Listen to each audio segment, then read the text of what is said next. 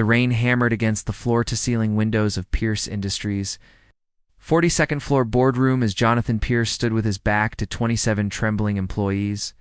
His Armani suit was perfectly pressed, his silver hair immaculate, and his reputation for ruthless business decisions preceded him like a shadow. At 42, he had built an empire worth $12 billion, but his heart remained as cold as the Chicago winter outside. Effective immediately, 60% of this department will be terminated, Jonathan announced without turning around. His voice carried the weight of absolute authority, each word falling like a judge's gavel. The marketing department had been underperforming for 3 quarters, and Jonathan Pierce had never been one to tolerate mediocrity. Behind him, nervous whispers filled the air like autumn leaves rustling in the wind. He could sense their fear, their desperation, their silent prayers. But emotions were weaknesses in his world, luxuries he couldn't afford. His father had taught him that lesson when he was just 16, watching their family construction business crumble because of misplaced trust and foolish sentimentality. "Sir, with all due respect, this decision is incredibly short-sighted." The voice cut through the silence like a blade through silk. Jonathan's eyebrows raised slightly as he slowly turned around. The speaker was a young woman, perhaps 28, with long auburn hair cascading over her shoulders and eyes, the color of emeralds that blazed with controlled fury. She sat straight in her chair, chin raised defiantly, while everyone else seemed to shrink into their seats. "Excuse me." Jonathan's voice dropped to a dangerous whisper. In 15 years of running Pierce Industries, no employee had ever dared to interrupt him during a termination meeting. The woman stood gracefully, her simple black dress, professional yet elegant. "I'm Amelia Rivera, Senior Marketing Strategist. And you're about to fire the people who created the campaign that increased your software sales by 58% last quarter." Jonathan studied her face, noting the slight tremor in her hands that betrayed her nervousness despite her bold words. She was beautiful, certainly, but beauty had never moved him. What intrigued him was her audacity, her willingness to stand up when everyone else cowered. "Miss Rivera," he said, walking slowly toward her, his Italian leather shoes clicking against the polished marble floor. "Are you suggesting I don't understand my own business? I'm suggesting that firing talented people because of one bad quarter is like burning down a house because the kitchen faucet leaks." Her voice remained steady, though Jonathan could see the rapid pulse at her throat. "These people aren't just employees. They're the reason your company connects with real customers." Room held its collective breath. Jonathan stopped just 3 feet from her, close enough to catch the subtle scent of her perfume. Something floral and warm that reminded him of his grandmother's garden in Ohio. He hadn't thought about that garden in 20 years. "And you believe? You can prove this?" he asked, his green eyes locked on hers. "Give me 6 weeks. Let me show you what this team can really do when they're not afraid of being fired for thinking creatively." Amelia's emerald gaze never wavered. "If we don't exceed every metric you set, I'll resign, and you can restructure however you want." Jonathan felt something stir in his chest, an emotion he couldn't quite identify. Respect, perhaps. Or maybe just curiosity about this woman who dared to challenge him in front of his entire staff. 6 weeks, he said finally. But "You'll report directly to me. Every morning, 7 a.m. sharp. I want to see every decision, every campaign, every coffee break." A small smile played at the corners of Amelia's lips. What deal? As the meeting dispersed and employees filed out in stunned silence, Jonathan remained standing by the windows, watching Amelia gather her papers. She moved with a grace that spoke of confidence earned through hard work rather than inherited. Privilege. When she reached the door, she paused and looked back at him. "Mr. Pierce, thank you for listening." After she left, Jonathan stood alone in the empty boardroom, staring at the Chicago skyline through rain-streaked glass. For the first time in years, he felt genuinely curious about another human being. Amelia Rivera had done something no board member, competitor, business partner had managed in 2 decades. She had surprised him. The dance begins the next morning at exactly 7 a.m. Amelia knocked on Jonathan's office door. She carried a steaming cup of coffee and a tablet loaded with presentation materials. Jonathan looked up from his computer, noting that she wore a burgundy blazer that complemented her auburn hair and that her smile seemed more relaxed than it had been yesterday. "Good morning, Mr. Pierce. I brought you coffee black, no sugar, the way your assistant mentioned you prefer it." Jonathan accepted the cup, inhaling the rich aroma. Colombian. The best beans money can buy. I figured if I'm going to prove my point about understanding your customers, I should start by understanding you. Amelia settled into the chair across from his desk. Your family immigrated from Ireland in the 1920s. Your grandfather worked construction. Your father expanded into commercial development. You were the first in your family to attend college. Harvard Business School, full scholarship. Jonathan set down his coffee cup with more force than necessary. You researched me. I researched the man whose mind I need to change. Amelia opened her tablet. But I'm more interested in why you chose software development over construction. Why you started Pierce Industries instead of taking over your father's company. For a moment, Jonathan felt exposed. As if this woman could see through the carefully constructed walls he'd built around his past. His father's company had failed when Jonathan was 25. Destroyed by a business partner's betrayal and his father's trust in handshake deals over contracts. Jonathan had sworn never to make the same mistake. "Ancient history," he said curtly. "Show me your campaign." Amelia studied his face for a moment longer, then smiled and launched into her presentation. For the next hour, she walked him through a marketing strategy that was unlike anything Pierce Industries had ever attempted. Instead of targeting large corporations with generic messaging, she proposed focusing on small business owners and entrepreneurs, telling their real stories of success and struggle. "Software isn't just code," Amelia explained, her eyes lighting. "Up with passion, it's dreams made digital. It's the single mother who starts her bakery from her kitchen table and needs inventory management. It's the immigrant family opening their first restaurant and learning to navigate American business. Systems. These are the people who need your products most, and they're the ones most likely to become loyal customers for life." Jonathan found himself leaning forward, genuinely engaged for the first time in months. The profit margins on small business accounts are significantly lower than enterprise contracts. Initially, yes, but small businesses grow. They refer friends. They write testimonials. They create authentic word-of-mouth marketing that no advertising budget can buy. Amelia pulled up a slide showing customer lifetime value projections. A small business client who stays with you for 5 years is worth 3 times more than a large corporation that switches providers every contract renewal. As she continued presenting, Jonathan observed more than just her business acumen. Noticed how her hands moved expressively when she spoke about helping entrepreneurs. He saw the way her voice softened when she mentioned the immigrant family's restaurant. There was something genuine about her passion that he hadn't encountered in the corporate world. She actually cared about the people behind the profit margins. "This is all very idealistic," Jonathan said when she finished. "But business is about results, not feelings." Amelia closed her tablet and looked directly at him. "Mr. Pierce, when was the last time you felt genuinely excited about your work?" The question caught him off guard. Jonathan prided himself on being composed, controlled, unreadable. But something about Amelia's direct gaze and gentle tone made him want to answer honestly. "Excitement is a luxury I can't afford," he said finally. "Or maybe it's exactly what you've been missing." Amelia stood and gathered her materials. "I'll have the first campaign mock-ups ready by tomorrow morning. Same time." Jonathan nodded, watching as she walked toward the door. "Miss Rivera?" She turned back, eyebrows raised expectantly. "Where did you go to school?" "Northwestern for undergrad. Marketing and psychology, double major. MBA from University of Chicago." She paused. "But I learned more about business from watching. My parents run their restaurant in Phoenix than I did in any classroom." After she left, Jonathan sat in his office feeling strangely unsettled. For 16 years, his daily routine had been predictable, efficient, profitable. Wake up at 5:30.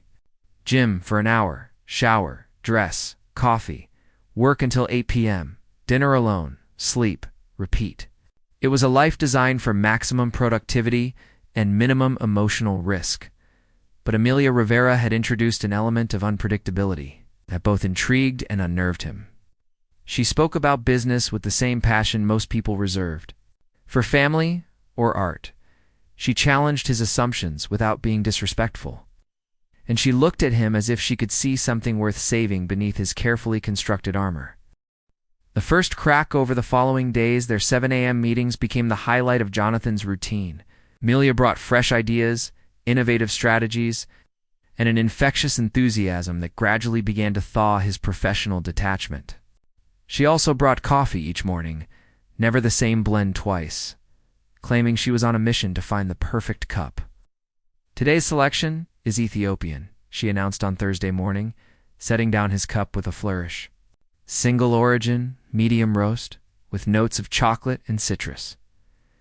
Jonathan sipped the coffee, surprised by its complexity. "It's excellent. Where did you find it?" "A little shop in Wicker Park owned by a husband and wife team from Addis Ababa. They roast their own beans and barely make rent each month, but they create coffee that rivals any high-end chain." Amelia settled into her usual chair. They could benefit from better inventory management software. Jonathan caught her meaning immediately. "You're suggesting we approach them as potential clients?" "I'm suggesting we approach hundreds of small businesses like them, create case studies, show real results, build a community of entrepreneurs who succeed because of Pierce Industries." Amelia opened her tablet to reveal a comprehensive marketing campaign centered around authentic customer stories.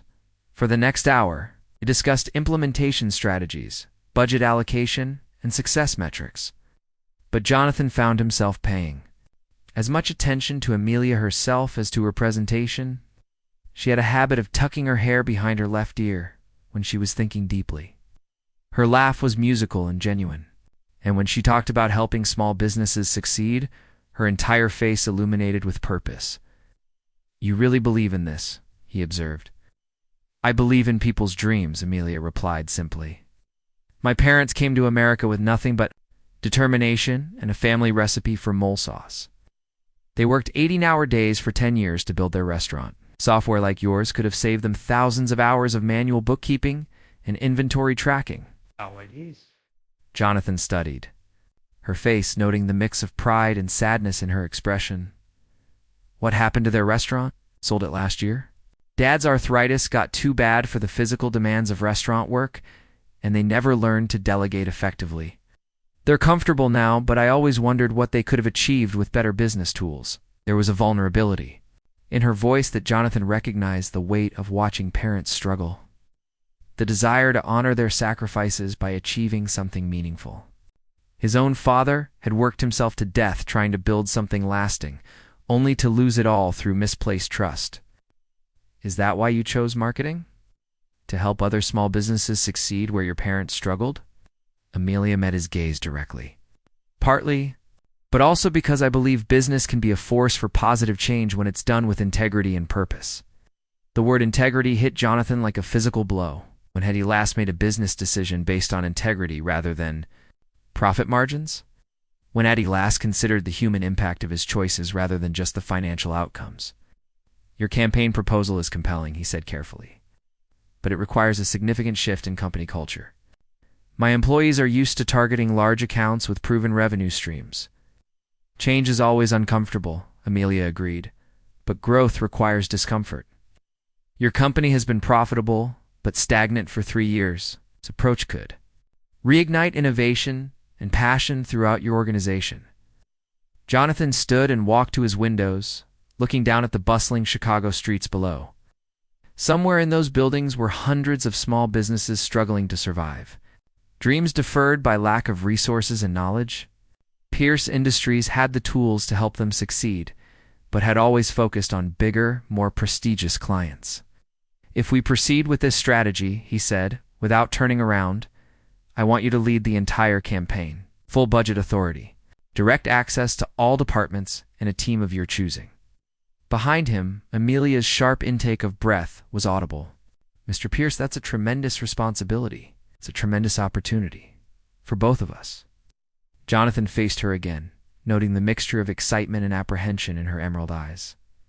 6 weeks to prove your concept? If it succeeds, you'll have earned a permanent position as Director of Strategic Marketing. If it fails, it won't fail, Amelia said with quiet confidence. But if it does, I'll accept full responsibility. As she left his office that morning, Jonathan remained at his windows, watching her reflection in the glass as she walked away. For the first time in years, he felt something stirring in his chest that had nothing to do with quarterly reports or profit projections. It was anticipation, not just for her campaign's results, but for tomorrow morning's coffee and conversation. He had built Pierce Industries into a fortress of financial success. But Amelia Rivera was slowly, carefully, creating the first cracks in walls he had thought were impenetrable. And despite every instinct that warned him to maintain his emotional distance, Jonathan found himself hoping those cracks would grow wider. The rhythm of morning rituals 3 weeks into their collaboration. Jonathan found himself arriving at his office each morning 15 minutes early, not to prepare for the day's work, but to anticipate Amelia's arrival. She had transformed their 7 a.m. meetings from obligatory progress reports into something he looked forward to, an intensity that both thrilled and terrified him. This particular Tuesday, she entered carrying 2 cups and wearing a smile that seemed to illuminate the entire office.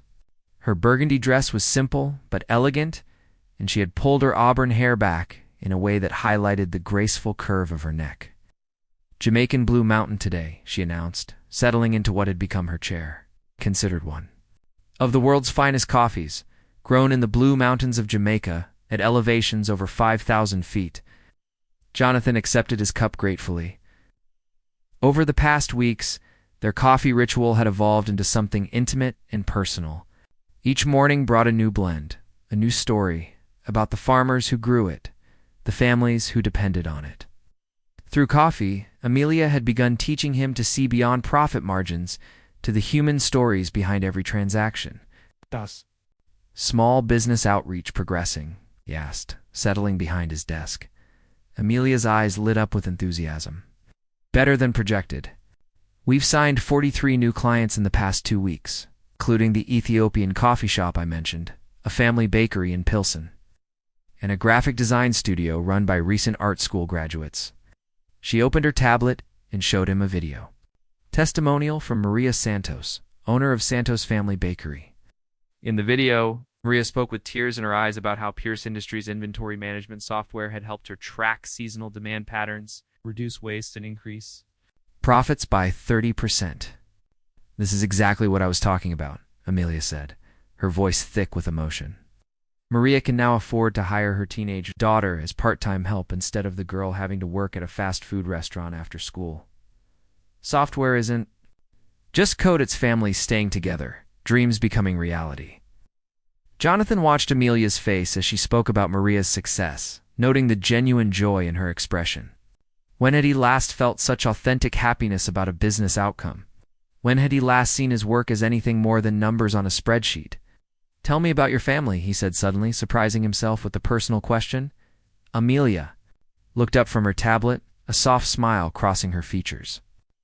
My parents, Carmen and Roberto, met in cooking school in Guadalajara. They came to Phoenix with nothing but a suitcase full of recipes and enough courage to chase the American dream. Dad worked construction during the day and cooked at a chain restaurant at night. Mom cleaned houses and saved every penny. Jonathan found himself leaning forward, genuinely interested in her story. How did they afford to open their own restaurant? Saved for 7 years? No. Lived in a 1-bedroom apartment? Drove a car held together with prayers and duct tape? Never bought anything that wasn't absolutely necessary. Amelia's voice carried deep affection and pride.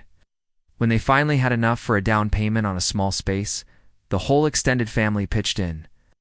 Cousins painted walls, uncles installed plumbing, aunts sewed curtains. It was a true community effort. Jonathan tried to imagine that kind of family support, that sense of shared purpose and mutual sacrifice. His own upbringing had been marked by his father's fierce independence and distrust of others, lessons learned through betrayal and financial ruin. What was it like growing up in the restaurant? Magical and exhausting, Amelia laughed. I did. Homework at corner tables, while Mom prepped vegetables. I learned to count by helping Dad with inventory. By age 12, I could make perfect mole sauce and balance a cash register. The restaurant wasn't just our business, it was our second home, our identity. Jonathan studied her face, noting the way her eyes sparkled when she talked about her childhood. You miss it. Every day. There's something beautiful about creating something that nourishes people, that brings families together over meals, that becomes part of a community's fabric. She paused, looking directly at him.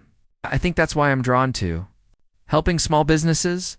They're not just commercial enterprises, they're dreams made tangible. Families working together, communities supporting each other. Her words struck something deep in Jonathan's chest. When he had started Pierce Industries, hadn't there been similar motivations? Hadn't he wanted to prove that the Pierce family could build something lasting, something meaningful? When had pure profit become more important than purpose? What about you? Amelia asked gently. Tell me about your family. Jonathan's jaw tightened instinctively. Personal sharing was dangerous territory, a vulnerability he had spent decades learning to avoid. But something about Amelia's open, non-judgmental expression made him want to trust her with pieces of himself he had never shared with anyone. My grandfather came from County Cork during the Irish immigration wave of the 1920s. He began carefully. Started doing construction work, saved enough to bring over my grandmother and my father. Dad expanded the business, went from residential repairs to commercial development. That must have been exciting, watching the family business grow. Jonathan's expression darkened. It was until it all fell apart. Dad trusted the wrong partner, made deals on handshakes instead of contracts. When I was 25, we lost everything, the business, the house, my parents' retirement savings. Dad died of a heart attack 2 years later, always believed. The stress and shame killed him. Amelia reached across the desk, her hand covering his briefly. The touch was warm, comforting, and it sent an electric shock through Jonathan's carefully guarded emotional defenses. I'm so sorry, she said softly. Losing a parent is devastating, but losing them while they're struggling with professional failure must have been unbearable. Jonathan looked down at their joined hands, surprised by how right the contact felt. I swore I would never be that vulnerable. Never trust anyone enough to risk everything. Never let emotions cloud business judgment. But trust and emotion aren't weaknesses, Amelia said gently. They're what make business human, what create real connections with customers and employees. Trust killed my father's business. Emotion made him vulnerable to betrayal. Or maybe the absence of proper systems and safeguards killed his business. You can have trust and still have contracts. You can care about people and still make smart decisions. Amelia's thumb traced across his knuckles, a gesture so tender it made his breath catch. What you've built with Pierce Industries proves you have both business acumen and the ability to create something meaningful. Jonathan looked up to meet her gaze, struck by the compassion in her emerald eyes. No one had ever spoken to him about his father's failure with such understanding, such gentle wisdom. Most people in his professional circle saw emotional distance as strength, vulnerability as weakness. Why did you really challenge me that day in the boardroom? He asked. Amelia smiled, but didn't withdraw her hand, because I saw something in your eyes that reminded me of my father when he was struggling with the restaurant. Fear masquerading as anger. Loneliness disguised as authority. I recognized it because I've felt it too. You seem so confident, so sure of yourself. I spent my first year at Pierce Industries terrified that someone would discover I didn't belong here. Imposter syndrome is real, especially for people like us who came from working-class families and ended up in corporate boardrooms. Amelia finally withdrew her hand, but her gaze remained steady on his face. The difference is I learned that acknowledging fear doesn't make you weak, it makes you human. The walls began to crumble over the following weeks. Their morning meetings evolved into something deeper than business consultations. They discussed everything from market trends to childhood memories, from philosophical questions about the purpose of work to personal dreams they had never shared with anyone else. Jonathan found himself sharing stories he had kept locked away. For decades, memories of working construction with his father during summer breaks, the pride in his dad's voice when Jonathan was accepted to Harvard, the devastation of watching everything collapse. Amelia listened without judgment, offering insights that helped him see familiar events from new perspectives. In return, she told him about the challenges of being the first in her family to attend college, the pressure to succeed, not just for herself, but for parents who had sacrificed everything for her opportunities. She spoke about loneliness in corporate environments where she often felt like an outsider, about the guilt of earning more money than her parents had ever seen. "Sometimes I wonder if I've betrayed their values," she admitted one morning over Kenyan coffee. "They taught me that success meant working with your hands, creating something tangible, being part of a community. Corporate marketing feels so abstract sometimes. But you're helping small businesses thrive," Jonathan pointed out. "You're using your skills to support the same kind of entrepreneurial dreams your parents pursued. I suppose you're right. I just worry that I've become too comfortable with boardroom politics and profit margins. What if I'm losing the part of myself that understands real struggle?" Jonathan studied her face, noting the genuine concern in her expression. "The fact that you worry about that proves you haven't lost anything important. You still see business as human connection, not just financial transaction. That's rare in our world." Their small business campaign was exceeding every projection. Customer satisfaction ratings were at all-time highs. Word-of-mouth referrals were increasing monthly, and the authenticity of their marketing approach was attracting attention from industry publications. More importantly, the culture at Pierce Industries was shifting. Employees were more engaged, more creative, more invested in their work. But Jonathan found himself caring less about the business results and more about the woman who had catalyzed the transformation. Amelia had awakened something in him that he had thought was dead: the ability to feel genuine excitement about work, authentic connection with another person, hope for possibilities beyond financial security. The moment everything changed was a Thursday evening, nearly 8 o'clock. They were still in Jonathan's office, reviewing customer testimonials from their latest small business clients. Rain pelted the windows, and the Chicago skyline glittered through the darkness. They had been working together for 5 weeks, and their 6-week deadline was approaching rapidly. "Listen to this," Amelia said, reading from her tablet. "From David Kim, owner of Kim's Electronics Repair, before Pierce Industries Software. I was drowning in paperwork and losing track of customer orders. Now I can focus on what I do best, fixing things and serving my community. This isn't just business software, it's peace of mind." Jonathan watched Amelia's face as she read, noting the way her eyes crinkled slightly when she smiled, the musical quality of her laugh, the graceful way she gestured when excited about something.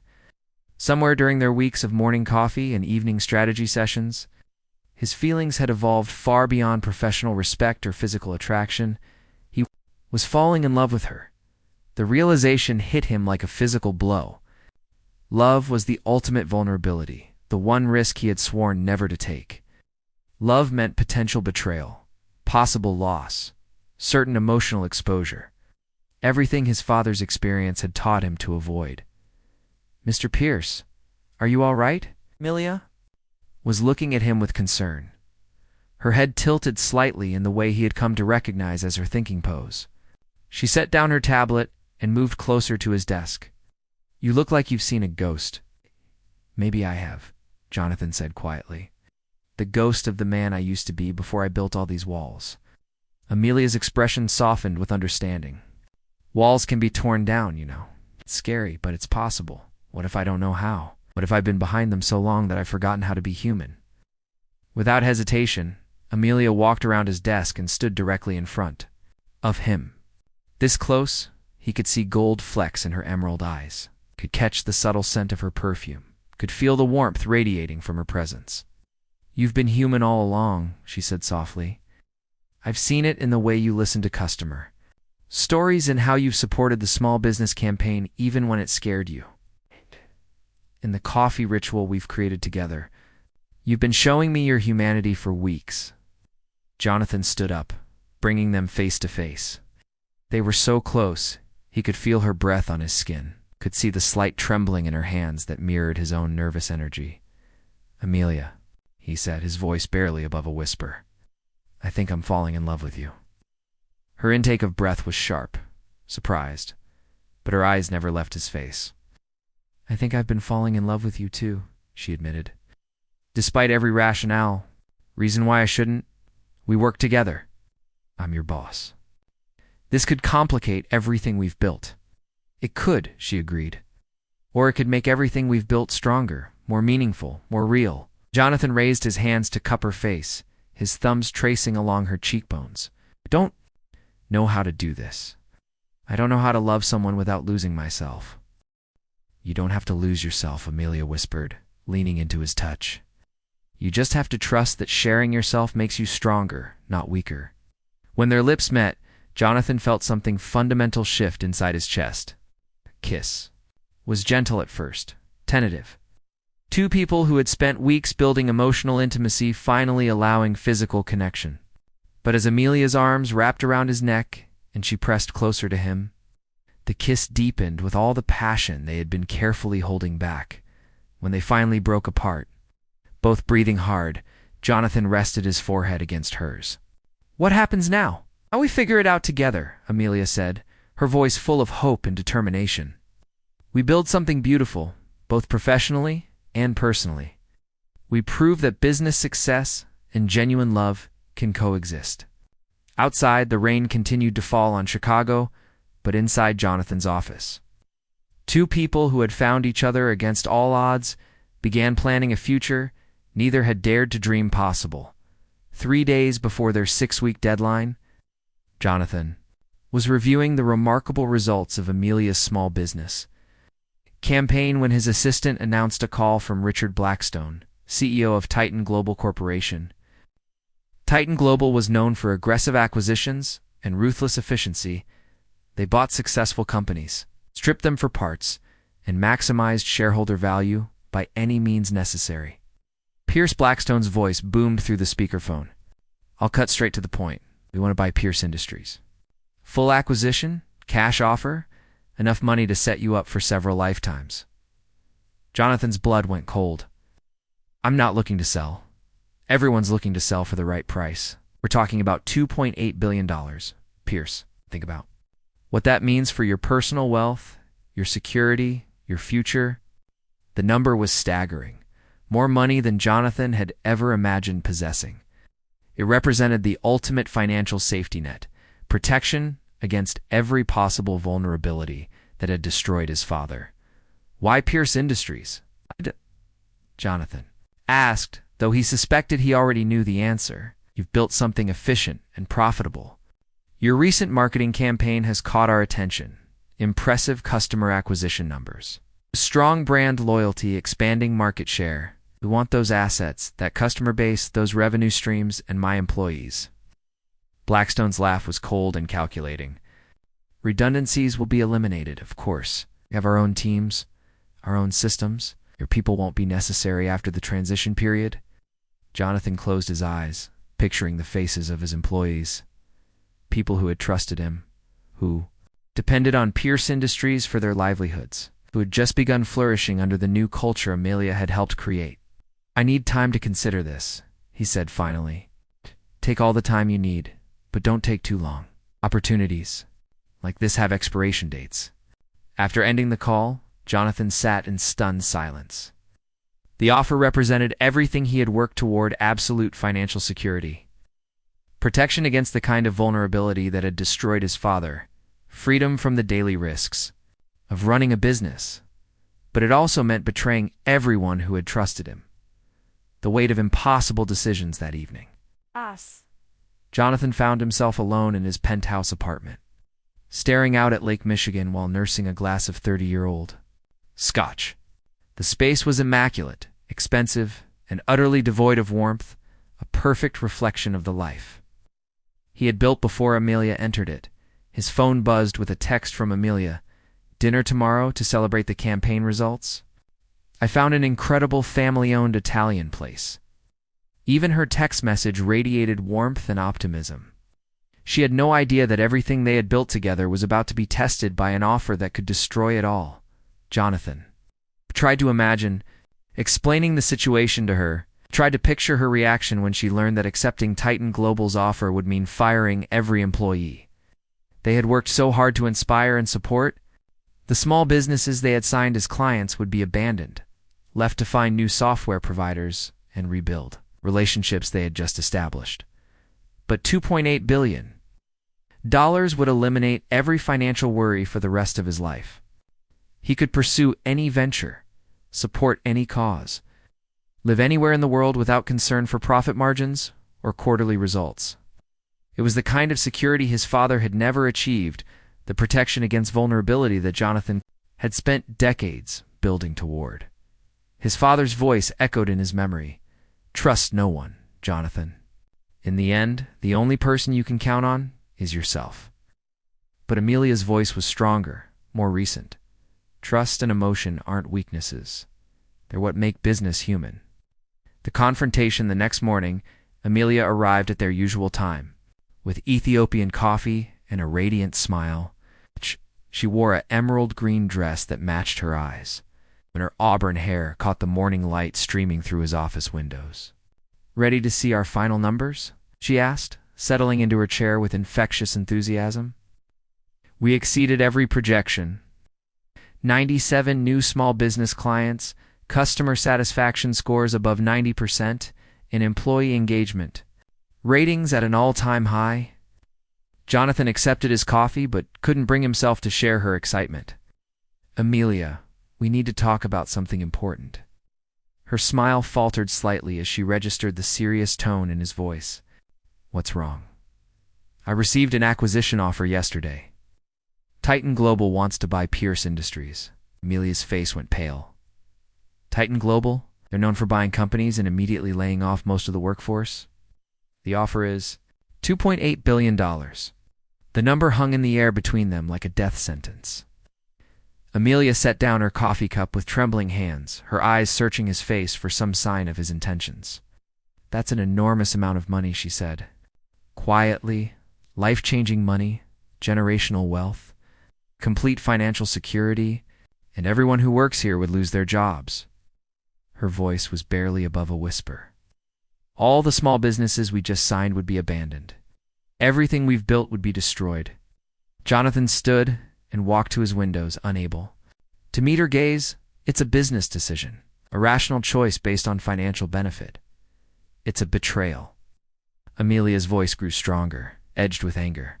It's exactly the kind of decision the old Jonathan Pierce would have made. The man who saw employees as expenses and customers as revenue streams. Maybe the old Jonathan Pierce was right. Maybe emotions and personal connections are luxuries I can't afford. Amelia stood abruptly, her chair scraping against the floor. Look at me. Jonathan turned reluctantly, struck by the fire blazing in her emerald eyes.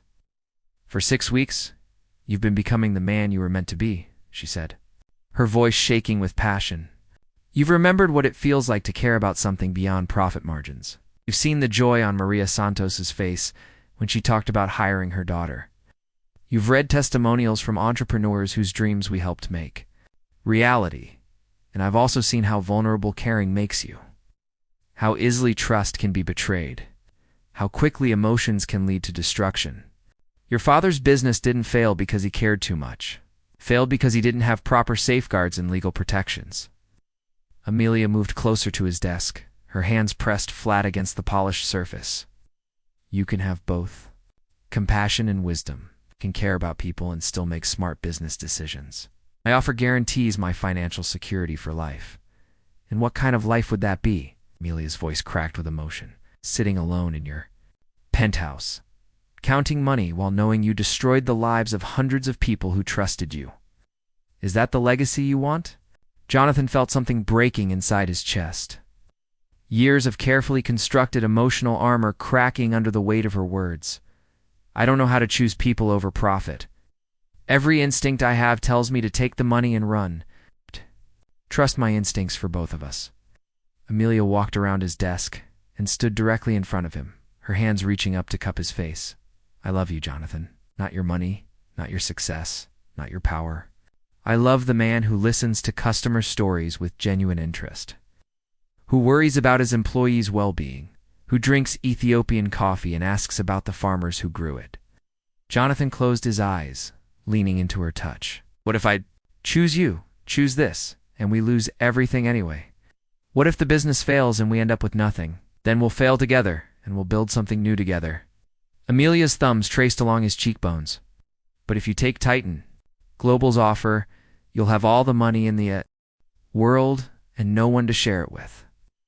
You'll be rich and alone and haunted by the knowledge that you had something real and threw it away.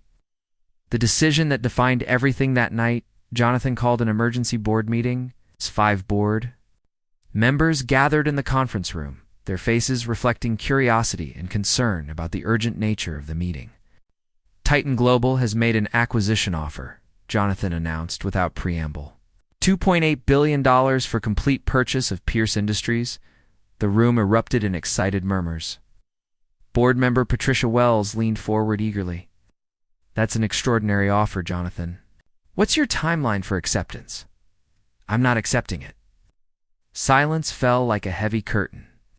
Jonathan's board members stared at him in shock, their expressions ranging from confusion to outright disbelief. I'm sorry, said board member Robert Chen. Did you say you're not accepting a $2.8 billion offer? That's correct. Accepting Titan Global's offer would mean destroying everything we've built over the past 6 weeks. Our employees would lose their jobs, our small business clients would be abandoned, and our company culture would be eliminated. Patricia Wells looked at him as if he had lost his mind. Jonathan, this is business, not charity. That offer represents the largest return on investment any of us will see in our lifetimes. It also represents the destruction of something meaningful, Jonathan replied. For 6 weeks, I've watched this company transform from a profit-focused corporation into a community of people genuinely committed to helping entrepreneurs succeed. Our employee engagement is at all-time highs. Our customer satisfaction scores are unprecedented, and our brand reputation has never been stronger. Brand reputation doesn't pay dividends, Robert Chen interrupted. You have a fiduciary responsibility to maximize shareholder value. Jonathan stood and walked to the windows overlooking Chicago's skyline. Somewhere in those buildings were the small businesses Pierce Industries had begun supporting: family restaurants, repair shops, boutique stores, service companies run by people chasing their own versions of the American dream. My father built a construction business from nothing, he said quietly. He employed dozens of people, built homes for families, contributed to his community. When that business failed, it wasn't just our financial loss, it was the loss of something meaningful, something that mattered beyond profit margins. He turned to face the board members. I've spent 15 years building Pierce Industries into a profitable company. But profitability without purpose is just sophisticated greed. I won't destroy something meaningful for money I don't need. Patricia Wells stood abruptly. If you reject this offer, I'm resigning from the board. You're making an emotional decision that goes against every principle of sound business management. I understand your position, Jonathan said calmly. Anyone who wants to resign is free to do so. The other board members followed Patricia's lead, gathering their papers and leaving the conference room with expressions of disgust and disbelief. Jonathan was left with Robert Chen and longtime board member James Murphy, both looking uncertain about what had just transpired. Are you sure about this, Jonathan? James asked quietly. That's a lot of money to walk away from, I'm sure. For the first time in my adult life, I'm choosing something other than financial security as my primary motivation. The new beginning. The next morning, Amelia arrived for their 7 a.m. meeting to find Jonathan's office transformed. The sterile corporate photographs had been replaced with pictures from their small business campaign, Maria Santos, with her family bakery team, David Kim and his electronics repair shop. Dozens of entrepreneurs whose dreams had been supported by Pierce Industries. I turned down Titan Global's offer, Jonathan said as she entered. Amelia stopped in the doorway, coffee cups forgotten in her hands. You did? I chose us. I chose our employees. I chose the small businesses we're helping. I chose meaning over money. Amelia set down the coffee and ran to him, throwing her arms around his neck as tears streamed down her face. I can't believe you did that. Can't believe you walked away from $2.8 billion. It was the easiest decision I've ever made, Jonathan said, holding her tightly. Money can't buy what we have here. It can't buy the satisfaction of helping Maria Santos hire her daughter, or the joy on your face when you read customer testimonials, or the feeling I get every morning when you walk into this office." They stood embracing in the morning light. To people who had found something more valuable than wealth or security, they had found purpose, love, and the courage to choose what mattered over what was profitable. "So what happens now?" Amelia asked, pulling back to look at his face. "Now we build something extraordinary," Jonathan said, his green eyes bright with possibility. "We expand the small business program to every major city in America. We create a foundation that provides not just software but mentorship and resources to entrepreneurs. We prove that business can be a force for positive change in the world, and us. What happens to us?" Jonathan reached into his desk drawer and pulled out a small velvet box. Amelia's gasp echoed through the office as he opened it to reveal a simple but stunning ring with an emerald center.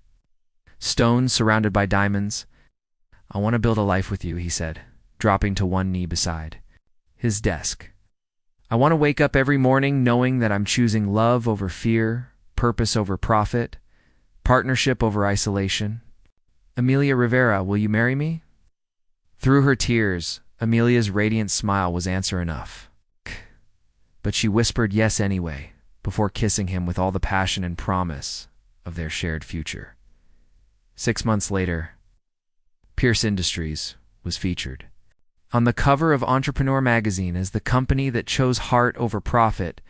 The article detailed their revolutionary approach to small business support and the remarkable culture transformation that had occurred under Jonathan and Amelia's leadership.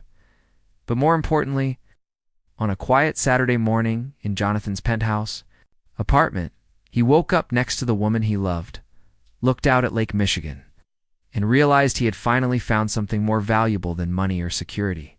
He had found home. Epilogue. 5 years later, the Pierce Rivera Foundation occupied 3 floors of a gleaming building in downtown Chicago, its walls lined with photographs of successful entrepreneurs from around the world. Jonathan stood in the main conference room, watching Amelia lead a video call with small business owners from 12 different countries. The microloan program has helped over 10,000 entrepreneurs in the past year alone. Amelia was explaining to their board of directors. Her wedding ring caught the light as she gestured, and Jonathan smiled at the sight of it. They had been married for 4 years now, and she still took his breath away every morning. Pierce Industries had not only survived the rejection of Titan Global's offer, but had thrived beyond all expectations. Their commitment to supporting small businesses had created a loyal customer base that generated steady, sustainable growth. More importantly, their company culture had become a model, studied by business schools and admired by competitors. "The waiting list for our entrepreneur mentorship program now extends 6 months, Jonathan added, joining the conversation. "We're planning to expand our team by 40% next year to meet demand." After the board meeting, Jonathan and Amelia walked hand in hand through Grant Park, a tradition they had maintained since their engagement. The Chicago skyline stretched before them, but Jonathan's attention was focused entirely on his wife. "I have news," Amelia said, stopping beside the fountain where Jonathan had proposed 3 years earlier. Her emerald eyes sparkled with excitement and something else he couldn't quite identify. "What kind of news?" Amelia reached into her purse and pulled out a small wrapped package. "The kind that's going to change our lives again." Jonathan opened the gift with trembling fingers. Inside was a tiny pair of baby shoes with a note that read, "Coming soon, future entrepreneur, March 2029. You're pregnant?" Jonathan's voice was barely a whisper. "We're pregnant," Amelia corrected, tears streaming down her face. "Are you ready to teach a little person about choosing love over fear, purpose over profit?" Jonathan swept her into his arms, spinning her around as laughter and tears mixed together. "I can't think of anything I'd rather do," as they held each other beside the fountain. Surrounded by the bustling energy of the city they both loved, Jonathan reflected on the journey that had brought them here. He had started as a man who measured success only in financial terms, who built walls to protect himself from vulnerability, who saw business as a zero-sum game where emotions were liabilities. But Amelia had taught him that true wealth couldn't be deposited in bank accounts. It lived in the relationships you built, the lives you touched, the positive changes you made in the world. It existed in morning coffee rituals, in reading customer testimonials that made you cry, in choosing to trust another person with your heart despite every reason to remain guarded. "I love you, Mrs. Pierce," Jonathan whispered against her hair. "I love you too, Mr. Pierce. All of you, the CEO, the husband, the dreamer, and especially the father you're going to be." 6 months later, Pierce Industries was named Company of the Year by the International Small Business Association. In his acceptance speech, Jonathan looked out at an audience of entrepreneurs, business leaders, Pierce Industries employees, many of whom had been with the company since that fateful day when Amelia had first challenged him in the boardroom.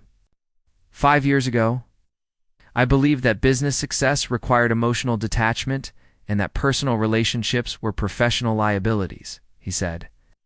I was wrong about everything. The greatest business decision I ever made wasn't acquiring a competitor or entering a new market. It was learning to see my employees as family, my customers as partners, and my wife as the co-founder of not just our marriage, but our mission to prove that business can be a force for good in the world. Looking directly at Amelia, who sat in the front row with her hand resting on her growing belly. "They say money can't buy happiness. I've learned something even more important. Happiness can create wealth that money can never measure. When you build a business based on genuine care for people, when you make decisions from love rather than fear, when you choose purpose over profit, you don't just succeed financially. You create something lasting, something meaningful, something that makes the world better for the next generation." The audience rose in a standing ovation, but Jonathan only had eyes for his wife, whose radiant smile reminded him every day that the best investment he had ever made was in learning to love without reservation. As they left the award ceremony that night, walking through the Chicago streets where their story had begun, Jonathan felt his father's presence in a way he hadn't experienced since childhood, not as a cautionary tale about trust and vulnerability, but as a proud patriarch whose son had finally learned that building something meaningful required both business acumen and an open heart. "What are you thinking about?" Amelia asked, noticing his contemplative expression. "I'm thinking about our child," Jonathan said, placing his hand over hers on her belly. "About what kind of world we're bringing them into, what values we want to teach them, what legacy we want to leave." And Jonathan stopped walking and turned to face his wife fully. "I'm thinking that we're going to raise a child who understands that success isn't about what you accumulate, but about what you contribute. Someone who knows that vulnerability is strength, that trust is an investment, and that love in business and in life always generates the highest returns." Amelia stood on her tiptoes to kiss him, and in that moment, surrounded by the energy of the city they had helped make better through their work, Jonathan knew with absolute certainty that every choice that had led him to this point had been worth making. He had found more than love or success or financial security. He had found his purpose, his partner, and his peace. And tomorrow morning, he would wake up beside the woman who had taught how to live with an open heart and continue building something beautiful together. The story of the ruthless CEO who learned to love was really just the beginning of a much larger tale. The story of two people who proved that when you choose compassion over competition, partnership over power, and purpose over profit, you don't just change your own life. You change the world.